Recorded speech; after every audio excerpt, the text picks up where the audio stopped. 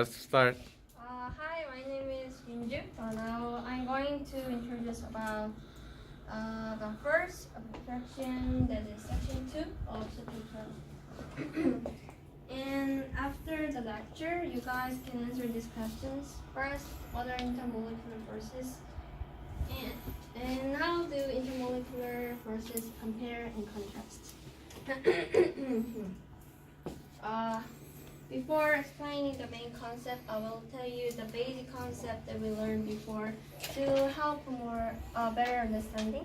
We learned the bond, especially the ionic bond and covalent bond. First, ionic bond is a complete transfer of valence electrons between atoms. And as you can see, there is a transfer of electron by involving electrostatic attraction between opposite charged ions. Second, the covalent bond involves the sharing of electrons. You can see that they share electrons to make a bond.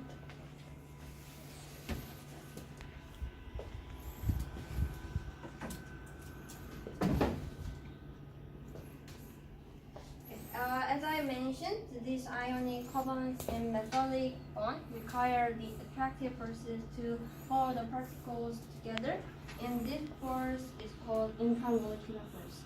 Intra means the within, and intramolecular force is any force that binds together the atoms, making up a molecule or a compound.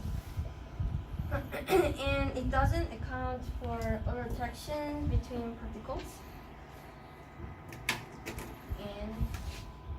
And this is another concept. This is an intermolecular force. Unlike intramolecular force, inter means between. So intermolecular force is a set of attractive and repulsive forces that occur between the molecules as a result of the polarity of the molecules. So simply we call intermolecular force as a IMF, and intermolecular force has three sections. First is diapers force, and dipole force, and the hydrogen bond. And this force can apply only liquid and solid states. The first one is dispersion force.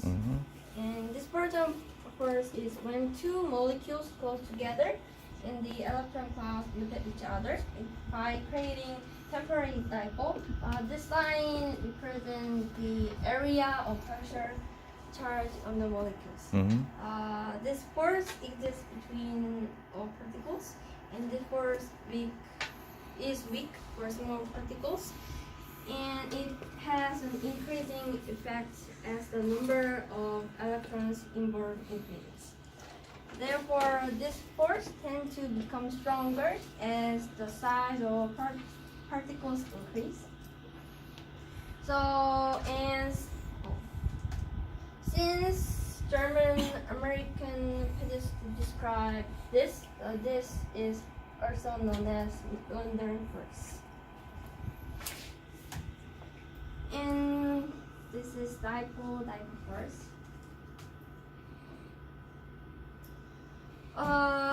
Dipole force is the attraction between oppositely charged regions of polar molecules.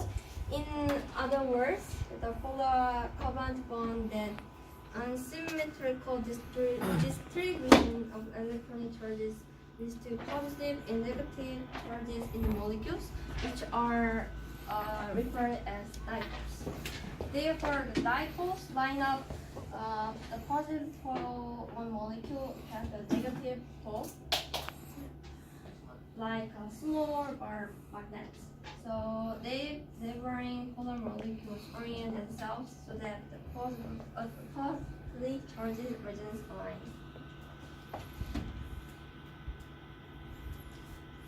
The last one is the hydrogen bond. This is a special case of dipole force. This hydrogen hydrogen bond is the bond that occurs between molecules containing the hydrogen atom bonded to a small and highly electronegative atom with at least one lone electron pair. Typically, this dominates both dispersion forces and dipole-dipole forces. Let's look at this figure. The hydrogen bond between water molecule, that is H2O, are stronger than typical dipole-dipole attractions because the bond between hydrogen and oxygen is highly polar. This is the comparison of the power among the forces. The hydrogen bonding is the strongest bonding, and dipole-dipole force is the middle, and London is the weakest force.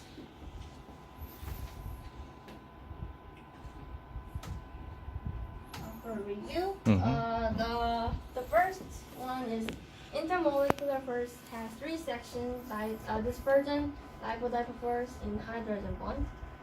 The second one is dispersion forces are intermolecular forces between temporary dipoles. The last one is dipole-dipole forces occur between polar molecules. Maybe you guys can be confused between intermolecular attraction and intramolecular attraction. Intermolecular is between, and intramolecular is within. Just remember this one. That's all. Yeah, very nice.